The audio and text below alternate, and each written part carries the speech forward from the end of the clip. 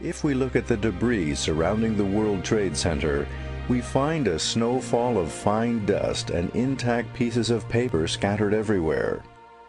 If fires were responsible for the collapses, why didn't the papers burn or get shredded to pieces in the pancake collapse?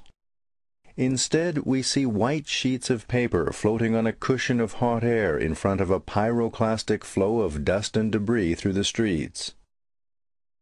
Paper and powder. How could it be possible? It appears that the high strength-to-weight ratio of paper allowed it to survive the energy blast that vaporized all heavy and denser materials.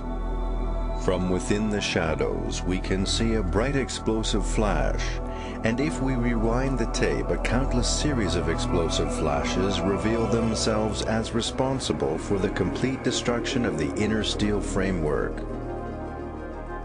Simple visual evidence is perhaps the best place to start. This genuine building collapse due to an earthquake doesn't resemble the World Trade Center at all. Notice how the cars are crushed but otherwise intact. At the World Trade Center, cars parked nearby were turned into charred wrecks by an intense blast of heat, but were not crushed by falling debris.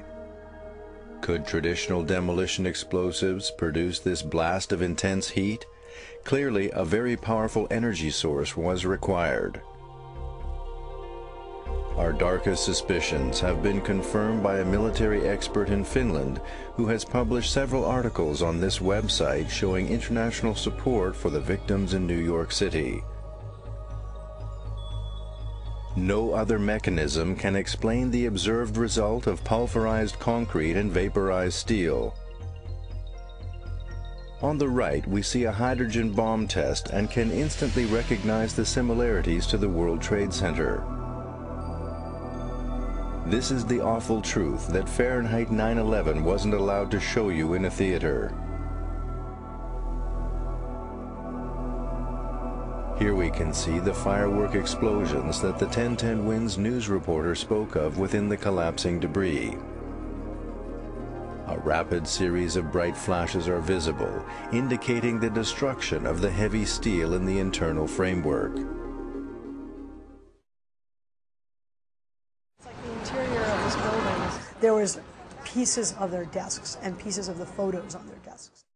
Could conventional demolition explosives vaporize all the people, computers, and office furniture in the towers, while pulverizing all the concrete in the floors into fine powder, and have enough left over to fracture the welded steel framework of up to 4-inch thick steel beams?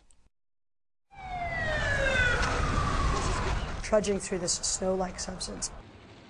Our paper powder theory has been recognized as evidence of a thermonuclear device being detonated in the basements of both towers and World Trade 7 in order to superheat all the steel and concrete and sufficiently weaken the structure to facilitate the observed progressive collapses.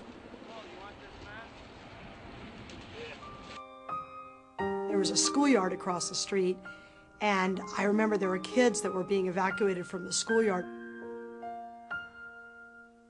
And one of the girls looked up into the sky and she said to her father, "Daddy, look, they're doing it on purpose."